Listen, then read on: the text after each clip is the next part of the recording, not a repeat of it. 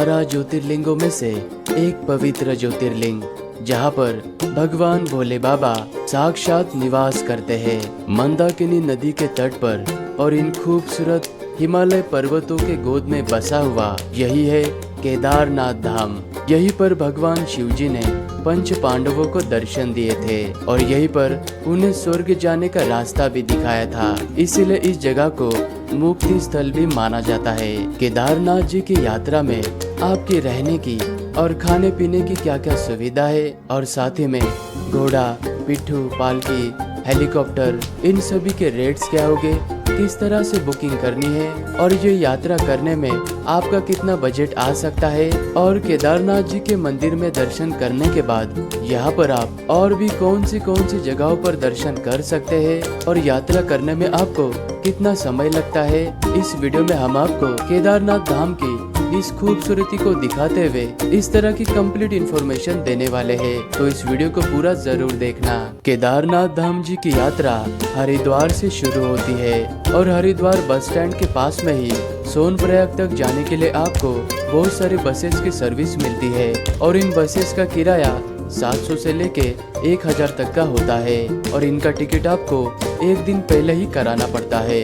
सुबह के 5 बजे से लेके 8 से 9 बजे तक यहाँ से सोनप्रयाग के लिए बसेस चलना स्टार्ट हो जाती है और यहाँ पर आप टैक्सी और शेयर टैक्सी करके भी सोनप्रयाग तक जा सकते हैं और हरिद्वार से सोनप्रयाग तक का 230 किलोमीटर का खूबसूरत सफर तय करने के बाद आप सोनप्रयाग में पहुंच जाओगे, जो कि ये केदारनाथ यात्रा का पहला पड़ाव है। रास्ते में हमें बहुत ज्यादा ट्रैफिक मिलने के कारण सोनप्रयाग तक पहुंचने में हमें रात होने वाली थी।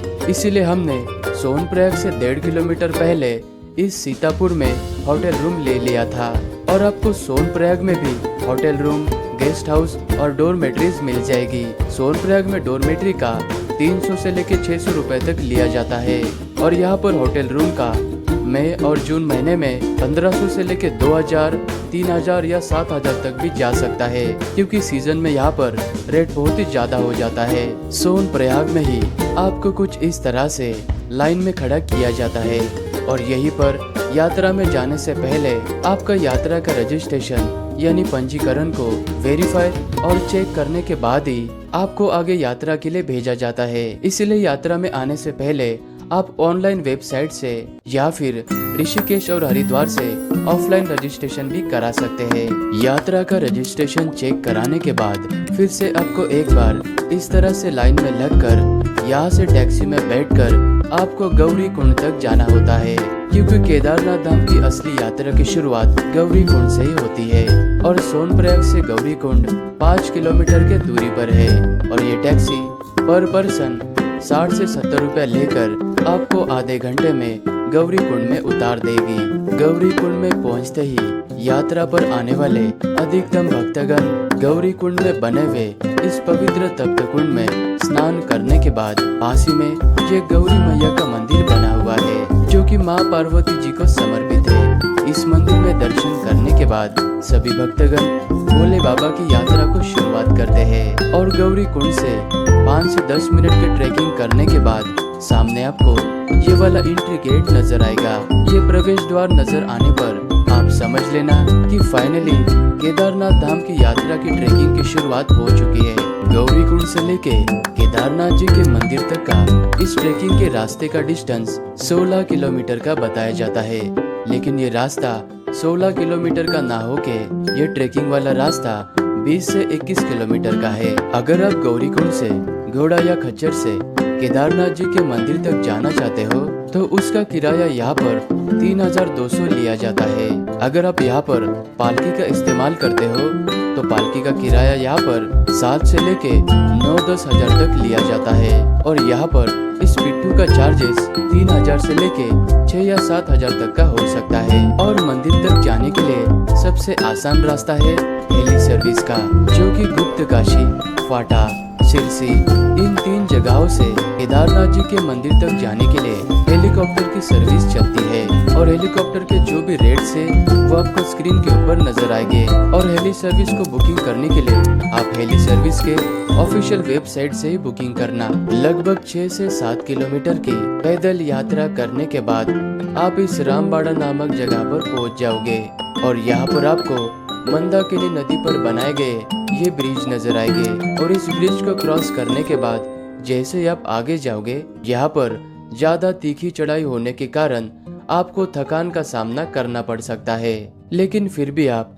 यहाँ के प्रकृति को अपने आंखों से देखते हुए मन में भोले बाबा का नाम लेते हुए यात्रा को जारी रखें। और आप जैसे जैसे इन पहाड़ों के ऊपर चढ़ाई करते हुए हाई एल्टीट्यूड यानी ऊंचाई पर जाओगे तो यहाँ से आपको कुछ इस तरह से खूबसूरत से पहाड़ों की बर्फीली चोटियां नजर आएगी और रास्ते से चलते वक्त आपको ये ऊंचे ऊंचे ग्लेशियर नजर आएंगे। इन ग्लेशियर के बीच में से चलकर जाना एक अलग ही एहसास देता है। तो कुछ इस तरह से आप 8 से 10 घंटे का गौरीकुंड से पैदल यात्रा करने के बाद आप इस रुद्रा पॉइंट तक पहुंच जाओगे और यहाँ पर आते ही आप समझ लेना कि मंदिर अभी बिल्कुल पास में ही है और सारे घोड़े और खच्चर वाले पालकी वाले आपको यहीं पर उतार देंगे।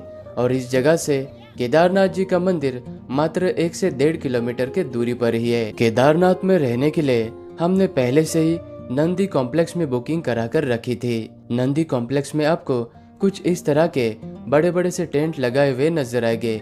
इन टेंट्स के अंदर नीचे गद्दा बिछाकर उसके ऊपर आपको माइनस टेम्परेचर की ये स्लीपिंग बैग दी जाती है और इसका 800 से लेकर 900 रुपए तक लिया जाता है। अगले दिन की सुबह होते ही 4 बजे के बाद में हम निकल पड़े थे दर्शन करने के लिए और रास्ते से जाते वक्त अचानक से स्नोफॉल स्टार्ट हो चुका था। इस वजह से मौसम बहुत ही सुहावना हो चुका था और कड़ाके की ठंड होने के बावजूद भी सभी भक्तगण इस तरह से लाइन में लगकर दर्शन करने के लिए जा रहे थे। और केदारनाथ जी के इसी मंदिर के गर्भगृह में बिल्कुल मध्य भाग में भगवान भोले बाबा का शिवलिंग विराजमान है और ध्यान से देखने पर आपको शिवलिंग के अग्र भाग पर आपको गणेश जी और माँ पार्वती जी का श्री यंत्र नजर आता है। और इसी मंदिर के आसपास में कई सारे धर्मशाला, गेस्ट हाउस और होटल्स भी बने हुए हैं, लेकिन मई और जून के महीने में ज्यादा भीड़ होने के कारण यहाँ पर सभी होटल्स के रेट थोड़े से ज्यादा बढ़ जाते हैं। और केदारनाथ जी के इस मंदिर के बिल्कुल पीछे आपको ये बड़ी सी शिला नजर आएगी। इस शिला को भीम शिला कहा जाता है। जब 2013 में यहाँ पर प्राकृतिक आपदा आई थी तो इसी भीम शिला ने केदारनाथ जी के इस मंदिर को बचाया था। और भीम शिला के यहाँ से आप मात्र 1 मिनट थोड़ा सा आगे चलकर आओगे तो यहाँ पर आपको ये जगत गुरु आदि शंकराचार्य जी की बहुत ही खूबसूरत प्रतिमा नजर आएगी।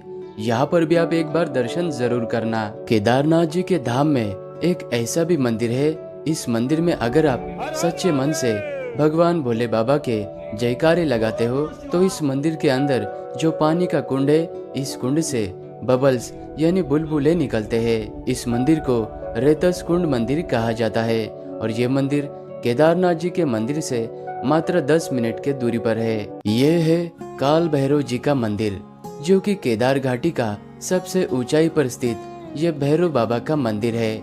और माना जाता है कि जब तक आप भैरव बाबा के दर्शन नहीं करते हो तब तक आपकी केदारनाथ जी की यात्रा अधूरी मानी जाती है। और जब 6 महीने के लिए केदारनाथ जी के कपाट बंद हो जाते हैं तब कहा जाता है कि भैरव बाबा ही इस केदार घाटी के साथ में ही केदारनाथ जी के मंदिर की रक्षा करते हैं। केदारनाथ जी के मंदिर के राइट साइड में आपको ये लोहे का पुल नजर आएगा। इस ब्रिज को क्रॉस करने के बाद लगभग 20 मिनट की चढ़ाई करने के बाद आप भैरव बाबा जी के मंदिर के पास में पहुंच जाओगे। हो सके तो आप यहाँ पर भी दर्शन जरूर करना। केदारनाथ जी के इस यात्रा में आपका बजट 4000 से लेके 6000 तक का हो सकता है।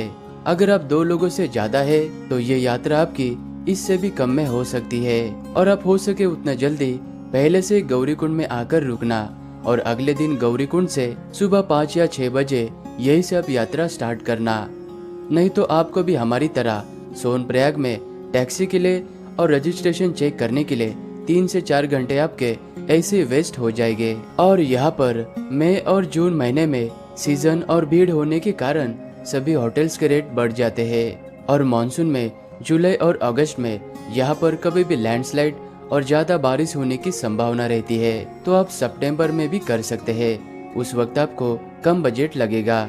और केदारनाथ जी के मंदिर के आसपास में और पूरे रास्ते में आपको खाने पीने की कोई भी कमी नहीं होने वाली। और केदारनाथ जी के इस मंदिर से लेके वापस गौरीकुंड तक जाने के लिए आपको 6 से 7 घंटे का समय लगता है। और केदारनाथ में कभी भी मौसम बिगड़ सकता है, इसीलिए आप आपके साथ में थोड़े से गर्म कपड़े जरूर रखना। तो इस तरह से आप केदारनाथ जी की यह यात्रा कर सकते हैं।